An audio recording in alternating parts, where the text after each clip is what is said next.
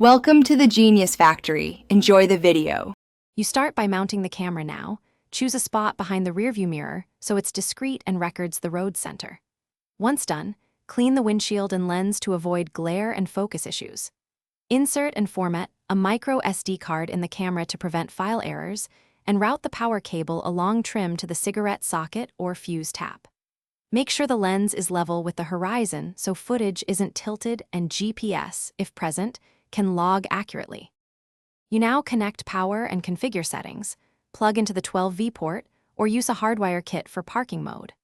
Once connected, set resolution and frame rate for clear license plates, choose loop recording length to balance storage, and adjust G-sensor sensitivity to capture incidents automatically. Next, tilt the camera slightly downward to include both road and nearby vehicle plates, and test both daytime and low-light footage to confirm exposure. Make sure timestamp and GPS are enabled so recordings are reliable. You finish by testing and securing recordings. Take a short drive to confirm the camera auto starts, GPS tracks, and G-sensor flags events. Once satisfied, copy critical clips to your phone or cloud so the micro SD card remains free for new recordings. If something goes wrong, first check power.